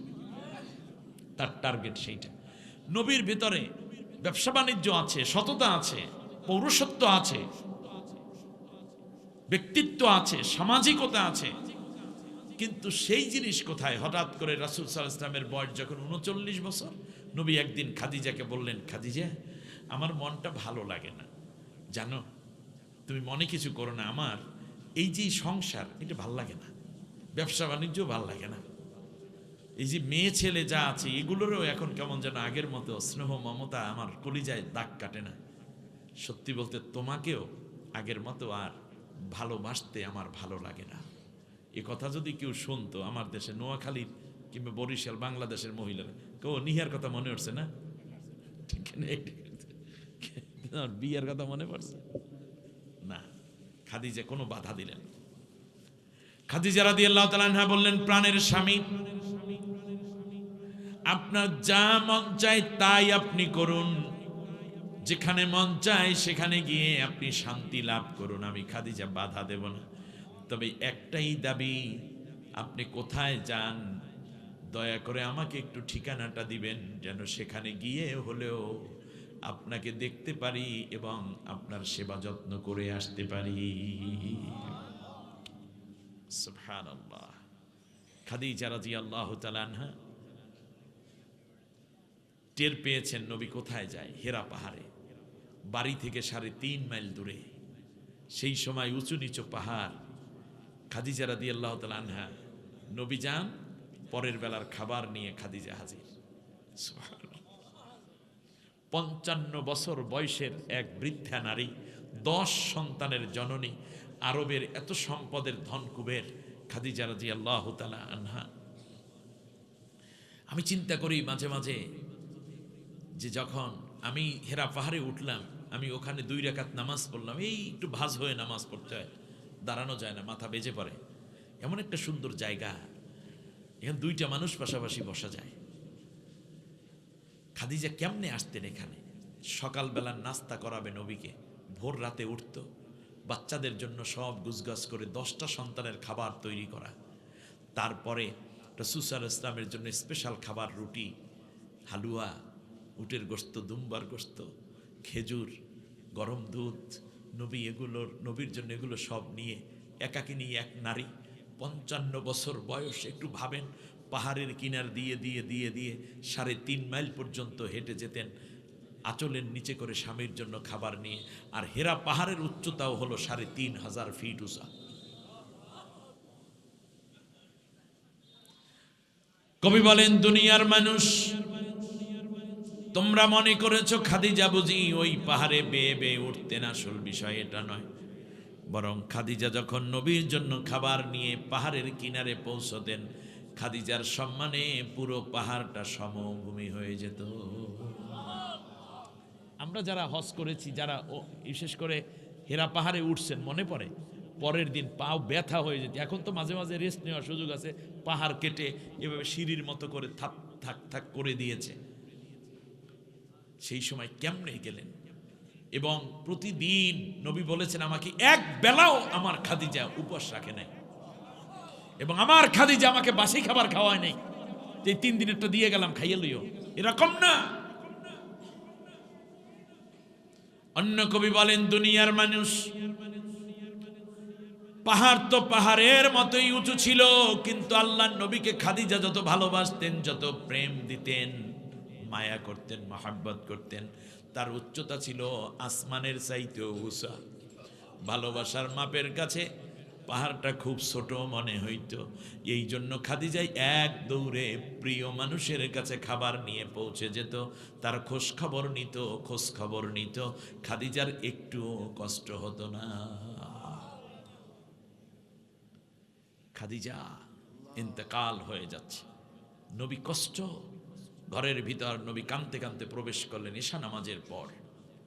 খাদিজা নবীকে একটু কাছে ডাকলেন, এমনি নবী যেতেন, পাশে বসলেন, হাতের ভিতর হাত দিয়ে বলছে, ইয়া রাসূলুল্লাহ, প্রাণের স্বামী, 25টা বছর আপনার ঘর করলাম, আমি যদি কোনো অন্যায় করে থাকি আল্লাহর হস্তে আমাকে মাফ করে দিলেন। আমার নাকের মধ্যে আমি জান্নাতের ঘেরান পাইতেছি, আমার মনে হয় কিছুক্ষণের মধ্যে আমি চলে যাব, তবে যাওয়ার আগে আপনি আমার হাতটা ছাড়বেন না। সুবহানাল্লাহ। আজরাইল যখন জান কবজ করবে, আপনার হাতের মধ্যে আমার হাত থাকবে, আমার কোনো কষ্ট লাগবে না। দ্বিতীয় হচ্ছে, আপনি আমার থেকে চেহারাটা সরাইয়া নিবেন না। আপনার চেহারা মোবারক দেখতে দেখতে যদি আমার প্রাণ পাখি বের হয়ে যায়, মৃত্যুর কোনো যন্ত্রণা আমার অনুভূত হবে না। তৃতীয় হচ্ছে, আমাকে আপনি কবরের মধ্যে রাখবেন, কবরের মধ্যে রাখার আগে মাটির কবরকে একটু বুঝাইয়া বলবেন সে যেন আমাকে কষ্ট না দেয়। চতুর্থ ওসিয়ত হলো, সবাই যখন আমাকে কবরে রেখে চলে যাবে, আপনি যাবেন না। মুনকার নেকিরের সওয়ালের জবাব আমি দিতে না পারলে আমার পক্ষ থেকে আপনি দেওয়ার ব্যবস্থা করবে। নবী বললেন, খাদিজা তুমি চলে যাবে? নবীর চোখ দিয়ে ধর ধর করে পানি ঝরছে। খাদিজা সান্ত্বনা দিয়ে বলল, ইয়া রাসূলুল্লাহ, পৃথিবীতে মানুষ স্থায়ী নয়, একদিন তো সকলকে আল্লাহর পথে চলতে হয়।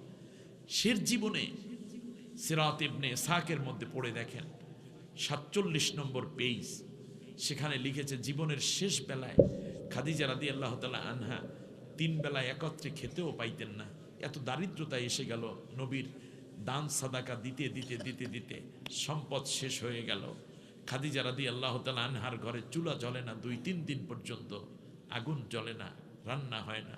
খাদিজা একটা বারের জন্য অভিযোগ করেন নাই যে আপনার সাথে বিয়ে হলো আর আমি গরিব হয়ে গেলাম, কারণ খাদিজা জানে ইসলাম মানি দারিদ্রতার জায়গায় পৌঁছানোর সম্ভাবনা নিয়েই ইসলামে আসতে হয়। আর একজন মোমেনের জন্য দুনিয়ার জীবনে ধনী গরিব বড় কথা নয়, আখেরাতে জান্নাতি হওয়াই তার মূল টার্গেট। এতটুকু বুঝ খাদিজা তৈরি হয়েছে, তারপরেই আল্লাহ তাকে নিয়েছে। খাদিজা রাদিয়াল্লাহু তাআলা আনহা বিদায় হয়ে গেলেন, গোসল দেয়া হলো, জানাজা দোয়া করা হলো। কবরের ভিতর নবী আগে শুয়ে পড়েছেন গিয়ে, মাটির কবর। আমাকে কষ্ট দে, আমার খাদিজারে চাপ দিস না। খাদিজা অনেক কষ্ট করছে আমার জন্য, আল্লাহ তারে সালাম জানাইছিল, আমি নবী তার উপর খুশি। কবরে রাখার পরে উপরে চলে আসলেন, সব লোক চলে গেছে জান্নাতুল মুআল্লায়, খাদিজা রাদিয়াল্লাহু আনহার কবর। হযরতে রাসূল সাল্লাল্লাহু আলাইহি ওয়াসাল্লামের কাছে জিবরিল এসে বলছে, রাসূল এখানে বসে আছেন কেন? বলল যে খাদিজার মুনকার নেকিরের সওয়ালের জবাব। বলে সে জবাব তো হয়ে গেছে। যেই নারী ইসলামের জন্য, কোরআনের জন্য, দ্বীনের জন্য এমন সর্বস্ব ত্যাগ করে, মনে রাখবেন সেই নারীদের জবাব কিয়ামত পর্যন্ত আল্লাহর পক্ষ থেকে হতে থাকবে। আগামী দিনে কোরআনের জন্য আমি বিশ্বাস করি নোয়াখালী সহ বাংলাদেশের সমস্ত নারীরা, মায়েরা, বোনেরা, খালারা, ফুফিরা, দাদি, নানি আল্লাহর কোরআনের পক্ষে অবস্থান নেওয়ার মাধ্যমে খাদিজার যোগ্য উত্তরসূরি হিসেবে নিজেদেরকে প্রমাণ করবে ইনশাআল্লাহ। নবীর এই 3টা শোক একত্রে আল্লাহ রাব্বুল আলামিন বললেন, নবী এবার তুমি আমার বাড়িতে এসো। কাফেরেরা বলতেছে, মুহাম্মদ তোমার উপরে আল্লাহও বেজার হয়ে গেছে, তুমি যে লাত মানত, ওজ্জা, ইয়াজদান, আহারমান, হাবল দেবতারে যে পূজা টুজা করো না, এই জন্য এই যে আল্লাহরে পাইতে হলে মা না'বুদুহুম ইল্লা লিয়ুকাররিবুনা ইলাল্লাহি যুলফা, এই মূর্তি আমরাও পূজা করি না, বরং আল্লাহর কাছে নিয়ে যাবে, এই জন্য মূর্তিগুলোর পূজা করি। হাউলাই শুফাআউনা ইনদাল্লাহ, এই মূর্তিগুলো কিয়ামতে আমাদের পক্ষে সুপারিশ করবে, এই জন্য মূর্তি পূজা করি। এটি ছিল কাফেরদের মানে আইডিওলজি। তো সেই জায়গায় তোমার আল্লাহই অসন্তুষ্ট হয়েছে, মূর্তি খুশি করো, দেখবা আল্লাহ খুশি হয়ে যাবে। ও মুহাম্মদ আমরা তোমারে মারি, গালিগালাজ করি, পথে কাটা বিছাই, বিষটা বিছাই, কথা ছিল আমাদের বউ মারা, কিন্তু বউ মারে তোমার। আমাদের সন্তান মরার কথা, যদি আল্লাহ তোমার পক্ষে, আমাকে সন্তান মাইরে আল্লাহ তোমার ভালো রাখবে, কিন্তু কই সন্তান তো তোমার মরে, তোমার চাচা মরে, অতএব দেবদেবীর পূজা শুরু করো, তো আল্লাহ খুশি হয়ে যাবে। দেখছেন যুক্তি, দেখছেন? আস্তাগফিরুল্লাহ। সাথে সাথে রাসূল আকরাম সাল্লাল্লাহু আলাইহি ওয়াসাল্লাম কিছুটা মনক্ষুণ্ণ হন, কিন্তু আল্লাহর উপরে বিশ্বাস আস্থার কোনো ঘাটতি নেই। ইংলিশে একটা কথা আছে, out of side out of mind. চোখের আড়াল হলে মনের আড়াল হয়। আল্লাহ তাআলা বললেন, নবী গো, এই দুনিয়ায় থেকে আমি তোমাকে একটু আমার বাড়িতে নিয়ে আসি, কিছুদিন দেখাইয়া দেই যে কাফেরেরা কি হবে। আর তুমি মনে রাখবা, এই ধরনের কথাবার্তা যারা বলে এরাই একদিন শেষ হয়ে যাবে, তুমি বিজয় হবা। সেই বিজয় কিভাবে হবে এটাও আমি আল্লাহ দেখাইয়া তোমার আইনুল ইয়াকিনের অর্জনের জন্য তোমাকে আমি নিয়ে আসতেছি, তুমি চলে আসো। আল্লাহ রাব্বুল আলামিন বোরাক পাঠালেন নবীর জন্য। সুবহানাল্লাহ। এ কাহিনী আমরা জানি। সপ্তম আসমানের উপরে গিয়ে বাইতুল মামুরে নবী 2 রাকাত নামাজ পড়লেন। 7টা আসমানে 7 নবীর সাথে দেখা হল। জিবরিল ডাক দিয়ে কয়, নবী, এটার নাম সিদরাতুল মুনতাহা। এরপরে আমি জিবরিলের সামনে গেলে আমি শেষ, আমার নূরে আর কুলাবে না। এবার পাওয়ারফুল নূর, আলো এবং এনভায়রনমেন্ট যা দরকার, মধ্যাকর্ষণ শক্তিহীন একটি জায়গা, এই সব কিছু মিলাইয়া যেই জিনিস দরকার তা আল্লাহ আপনাকে দিয়েছেন, আমাকে দেন নাই। এই বোরাক বাহনও যাবে না, এখন থেকে যাবে রফ রফ। সুবহানাল্লাহ। বোরাকের চেয়ে 1000 গুণ বেশি দ্রুত গতি সম্পন্ন। রাসূল সাল্লাল্লাহু আলাইহি ওয়াসাল্লাম রফরফের উপর উঠে বসলেন। মাঝখান দিয়ে যাচ্ছে শূন্য একটা জায়গা, মহাশূন্যের মহাশূন্যতায় নবী সাল্লাল্লাহু আলাইহি ওয়াসাল্লাম সফর করছেন আল্লাহর আরশের দিকে। একটু ভয় পাইলেন, এতক্ষণ জিবরিল ছিল সপ্তম আসমান পর্যন্ত একা। সাথে সাথে শুনতেছেন আবু বকরের কণ্ঠ, ডাক দিয়ে কয়ে, রাসূলুল্লাহ, আমি আপনার সাথে আছি, আপনি চিন্তা করবেন না। প্রিয় কণ্ঠ নবীকে আবার শক্তি যোগালো। আল্লাহর কাছে গেলেন 1-2 বছর না, একটানা 27 বছর। কত বছর? মেরাজে নবীর 27 আর দুনিয়ায় 63, মোট মিলে কত? এই 90 বছর নবীজির বয়স। আল্লাহ রব্বুল আলামিন নবীকে নিলেন সব কিছু দেখাইয়া, ইলমে মারেফাত, ইলমে শরিয়ত, ইলমে হাকিকাত, ইলমে যা বলেন জাহের বাতন, সব আল্লাহ নবীকে দেখানোর পরে আল্লাহ নবীকে আল্লাহ তাআলা দুনিয়ায় পাঠাবেন। আল্লাহ তাআলা বললেন, দুনিয়ায় গিয়ে তুমি একটা রাষ্ট্র পাবে, সেই রাষ্ট্র গঠনে তুমি 14 দফা বাস্তবায়ন করবে। তাহলে বোঝা যায়, যতই ব্যথা থাকুক, যতই আনন্দ থাকুক, ইসলামী আন্দোলন এবং একামতের দ্বীনের কর্মসূচি এবং প্রোগ্রামে কোনো রকম ঢিলামি করার সুযোগ নাই। আল্লাহ নবীর স্ত্রী মরে, সন্তান মরে, চাচা মরে, এরপরেও আল্লাহ তাআলার নবী কিন্তু কোরআনের দাওয়াত থেকে বিরত হন নাই। ঠিক তার পাশাপাশি আল্লাহর বাড়িতে নিয়েও আল্লাহ রব্বুল আলামিন আল্লাহর কোরআনের নীতি আদর্শ দিয়ে দুনিয়া পরিচালনা করবে, সেইটাই আল্লাহ নাজিল করে দিলেন। 23 নম্বর আয়াত থেকে নিয়ে 36 নম্বর আয়াত পর্যন্ত সূরা বানী ইসরাঈলের মধ্যে এই 14 দফা আপনারা পাবেন। আমি আর আজকে 14 দফায় গেলাম না, অন্য কোনো মাহফিল হলে কেবলমাত্র 14 দফাই ইনশাআল্লাহ আমরা বলার চেষ্টা করব। 14 দফার মধ্যে প্রথম দফা হচ্ছে ব্যক্তি গঠন, আত্মগঠন।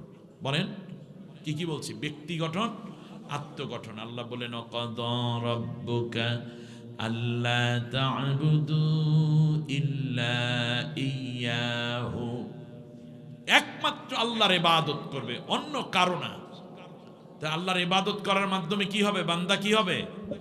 আত্মশুদ্ধ হবে। তাহলে আপনি রাষ্ট্র গঠন করার আগে আপনার নিজেকে গঠন করার জন্য আল্লাহ তাকিদ দিচ্ছেন। আল্লাহ রাব্বুল আলামিন বলেন,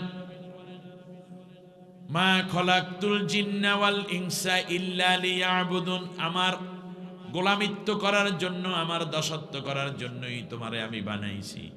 নামাজের মধ্যেও আমরা বলি ইয়াকা না'বুদু ওয়া ইয়াকা নাস্তাঈন, আল্লাহ আমরা তোমার ইবাদত করি, তোমার সাহায্য চাই। আল্লাহ খুশি হইয়া ডাক দিয়া বলেন, ফাদখুলি ফি ইবাদি ওয়াদখুলি জান্নাতি। সুবহানাল্লাহ। বান্দা তুই আমার ইবাদত কর আর আমার জান্নাতের মধ্যে চলে আয়। সুবহানাল্লাহ বলেন। অতএব ইবাদত করতে হবে একমাত্র কার? শিরক করা যাবে না। ওয়াবিল ওয়ালিদাইনি ইহসানা। এবার আল্লাহ পরিবারের ভিতর ঢুকছেন। দেখছেন আল্লাহর সিস্টেমটা কি? অর্থাৎ আত্মগঠন করো, তারপরে পরিবার সাজাও, এরপরে আল্লাহ রাষ্ট্রীয় অবকাঠামো ঘোষণা করছেন, অবিল ওয়ালিদাইনি ইহসানা, মা বাবার প্রতি তোমরা সদ আচরণ করবে। যদি তারা একজন কিংবা উভয় বার্ধক্যে পৌঁছে যায় তাহলে তাদেরকে ধমক দিবে না এবং পর্যন্ত খোঁটা দিয়ে কথা বলবে না। ওয়াকুল্লাহুমা কওলান কারিমা, নরম ভাষায় মিষ্টি মিষ্টি কথা বলবে, যেন মার কলিজাটা শান্তিতে ভরে যায়, বাবার বুকটা যেন আনন্দে নেচে ওঠে। সুবহানাল্লাহ বলেন। যদি তারা একজন কিংবা উভয় বার্ধক্যে পৌঁছে যায় তাহলে তোমরা তোমাদের ডানাকে, রহমতের ডানা তাদের জন্য বিছাইয়া দেবা। রহমতের ডানা মানে দয়ার ডানা। কিসের ডানা? দয়ার ডানা, মায়ার ডানা, শ্রদ্ধার ডানা বিছাই। আপনারা বলেন ডানা থাকে পাখির, আর আল্লাহ এখানে বলেন মানুষের। কারণ কি? পাখি কি করে? পাখি তার বাচ্চা এবং ডিম ঢেকে রাখে কি দিয়ে? ডানা দিয়ে। ঠিক তেমনি তোমার মা বাবা ডিমের মতো ছোট্ট বাচ্চার মতো হয়ে গেছে। এখন তুমি তোমার মায়ার ডানা দিয়ে বাবা মাকে আলগে রাখবা, যেন বাতাস না আসে, যেন ঠান্ডা না লাগে, যেন গরমে আবার মা বাবা কষ্ট। এর অর্থ হচ্ছে এই যে তোমার বউয়ের একটা খোঁটা, তোমার ছেলের একটা খোঁটা, অমুক এলাকার এক লোকে কথা বলবে, তখন ওই যে কবুতরের বাচ্চা দেখবেন, আপনি যখন কবুতর পালেন, যদি ডিম ফোটে অথবা বাচ্চা ফোটে, ডিম হয়, তখন দিলে কিন্তু আপনার ঠোকর দেবে, ডানা দিয়ে কি করে? ঝাপটা মারে। ঠিক তেমনই বলবে আমার মা, আমার বাবা, এখানে আমি কোনো কম্প্রোমাইজ করব না। আমার মাকে আমি কষ্ট দিতে দেব না, আমার বাবাকে আমি কষ্ট দিতে দেব না। আমি কি দেব বান্দা তুই জানিস? তোকে আমি আল্লাহ দুইটা ডানা দেব। পৃথিবীর যেই প্রান্তে তুই যেতে চাও, যেই পদে উঠতে চাও, আমি আল্লাহ সেই জায়গা পর্যন্ত তোরে পৌঁছাইয়া দেব। আর পরকালে ইমাম রাজি রহমাতুল্লাহ তাফসির কাবীরের মধ্যে লিখেছেন, পরকালে আল্লাহ ওই মা বাবার খেদমত করা সন্তানকে দুইটা নূরের ডানা দিবেন। সন্তান যেই জান্নাতে ইচ্ছে ওই ডানায় ভর করে সেই জান্নাতে সে পৌঁছে যাবে। এরপর যদি মরে যায় কিংবা অসুস্থতায় ভোগে সন্তান তুমি, তাহলে বলবে ওয়াকুর রব্বির রাহমহুমা কামা রব্বায়ানি সগীরা। সুবহানাল্লাহ। এই 23 দফা নিয়ে, মানে আমি মূলত 23 নম্বর আয়াত, এই 14 দফা নিয়ে কথা বলতে চেয়েছিলাম। প্রচণ্ড শীত হওয়ার কারণে গ্রাউন্ডটা তৈরি করলাম। ইনশাআল্লাহ বাকি কথাগুলো আপনারা পড়ে নেবেন। তাফহিমুল কোরআনের মধ্যে 14 দফায় একেবারে 1 2 3 4 করে 14টা কোটেশনের মাধ্যমে 14টা দফা উল্লেখ আছে। মারিফুল কোরআনের মধ্যে আছে, তাফসির বি জিলালিল কোরআন আছে, নুরুল আনোয়ারের মধ্যে, নুরুল কোরআনের মধ্যে আছে, তারপরে তাফসির ইবনে কাসিরের মধ্যে খুব চমৎকার করে এই কথাগুলো লেখা আছে। আশা করি আপনারা সুন্দর করে পড়ে নিতে পারবেন। তো আল্লাহ নবী বলেছেন হুমা জান্নাতুকা ওয়া নারুক, ওই মা বাবা তোমার বেহেশত, মা বাবা তোমার দোজখ। এর চেয়ে বড় কথা আর হইতে পারে? রেদার রব্বি ফি রেদাল ওয়ালিদি ওয়া সাকাতির রব্বি ফি সাকাতিল ওয়ালিদ। মা বাবা খুশি হইলে আল্লাহ খুশি হয়, মা বাবা বেজার হইলে আল্লাহ বেজার হয়ে যায়। এক সাহাবীগণ বসা, নবীজি বললেন মা বাবার চেহারার দিকে কেউ যদি নেক নজরে মায়া করে শ্রদ্ধা দিয়ে একবার তাকায়, ও আমার মা, আমার বাবা কত কষ্ট করেছে আমার জন্য, আমার বড় নিয়ামত আল্লাহ তুমি দিয়েছো, একটা কবুল হজের সওয়াব ওই একবার তাকানোর কারণে সন্তানের আমলনামায় আল্লাহ দান করবে। এক সাহাবী দাঁড়াই কয়, নবী আমার মাও আছে বাবাও আছে, আমি যদি প্রতিদিন 100 বার আমার মার চেহারার দিকে বাবার চেহারার দিকে মায়া করে কৃতজ্ঞতার দৃষ্টিতে যদি তাকাই শ্রদ্ধা ভরে, তাহলে আল্লাহ আমাকে কত সওয়াব দিবেন? 100 সওয়াব হবে, 100টা কবুল হজের সওয়াব হবে, একটুও কম হবে না। মক্কা মদিনা তোমার ঘরে, আর তুমি তাকে তুচ্ছ করো সন্তান। মা বাবা আছে কার? 2 জন আছে কার? দেখি তো মা বাবা 2 জন আছে কার কার? আলহামদুলিল্লাহ। আল্লাহ সকলকে খেদমত করার তৌফিক দাও। ব্যাস, মা আছে বাবা নাই, এরকম কে কে? আমারও বাবা নেই।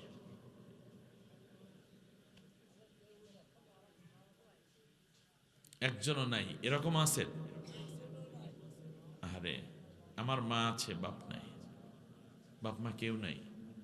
নবীজি বলেছেন কোন সন্তান যদি চোখের পানি ছেড়ে মা বাবার জন্য দোয়া করে, ওই নেককার সন্তানের চোখের পানি নাকের ডগায় আসার আগেই মা বাবাকে আল্লাহ মাফ করে দেয়। আমরা কি আজকে দোয়া না করে যাব? না, যারা বাইরে আছেন ভিতরে চলে আসুন, নামাজের সূরাতে বসেন, একবার আলহামদু, তিনবার কুল হু আল্লাহ পড়েন, কবর